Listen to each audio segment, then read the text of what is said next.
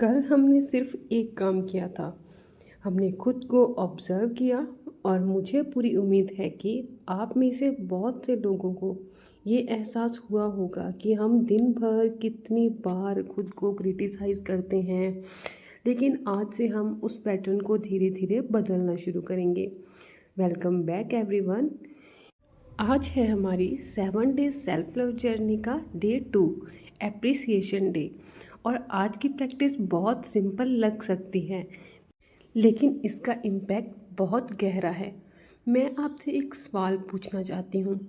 अगर मैं आपसे कहूँ कि अपने किसी बेस्ट फ्रेंड की 10 अच्छी बातें बताइए, तो शायद आप 2 मिनट में बता देंगे। तो अगर मैं कहूँ कि अपने मम्मी की 10 क्वालिटीज़ बताइए, वो भी बता देंगे। लेकिन अगर मैं कहूँ अपने बारे में 10 अच्छी बातें लिखिए, तो क्या होगा? बहुत से लोग सोच में पड़ जाएंगे। कुछ लोग कहेंगे मेरे अंदर तो कोई ख़ास बात ही नहीं है, और कुछ लोग सिर्फ 2 या 3 क्वालिटीज़ लिखकर रुक जाएंगे। ऐसा क्यों होता है?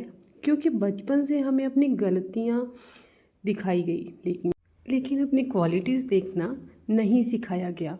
हमें ये सिखाया गया गलती हुई तो सुधारो, और ये बात गलत भी नहीं है।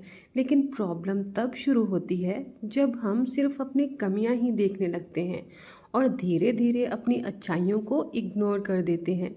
साइकोलॉजी में एक कॉन्सेप्ट है, नेगेटिविटी बायस।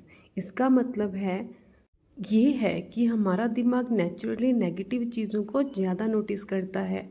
एक दिन में अगर 10 लोग आपकी तारीफ़ करें और सिर्फ एक इंसान आपकी बुराई कर दे, तो रात को सोने से पहले आपके दिमाग में किसकी बात घूमती रहेगी?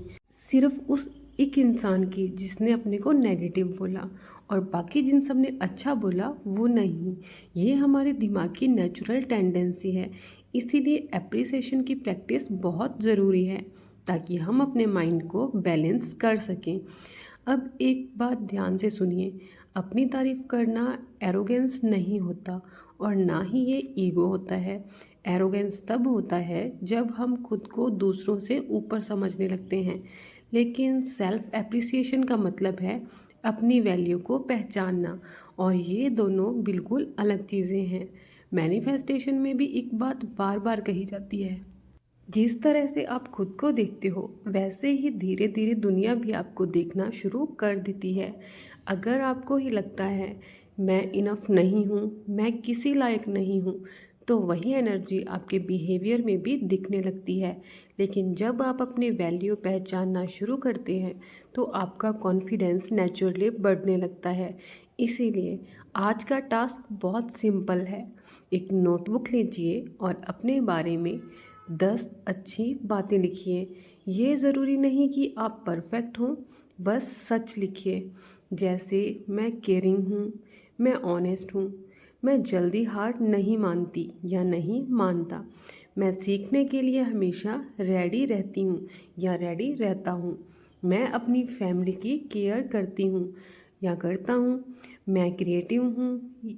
या अगर अभी भी मुश्किल लग रहा है, तो ये सोचिए, अगर आपका बेस्ट फ्रेंड आपके बारे में बोले, तो वो आपकी कौन सी क्वालिटीज़ बताएगा? उसकी नज़र से खुद को देखने की कोशिश कीजिए। और एक रिक्वेस्ट है, अगर पहले दिन आपको सिर्फ 4 या 5 क्वालिटीज़ ही मिलती हैं, तो कोई बात नहीं। खुद को फोर्स मत कीजिए। कल दोबारा बैठिए, फिर लिखिए। धीरे धीरे लिस्ट बढ़ती ही जाएगी। ये रेस नहीं है, ये हीलिंग है। और आज से एक छोटी सी हैबिट और शुरू कीजिए। रोज़ रात को सोने से पहले अपने बारे में एक अच्छी बात ज़रूर लिखिए, चाहे वो कितनी भी छोटी क्यों ना हो। जैसे आज मैंने किसी की हेल्प की, आज मैंने अपने इमोशंस को अच्छे से हैंडल किया, आज मैंने अपने प्रॉमिस को खुद से निभाया। धीरे धीरे आपका दिमाग सिर्फ प्रॉब्लम्स नहीं, आपकी क्वालिटीज़ भी नोटिस करना शुरू कर देगा।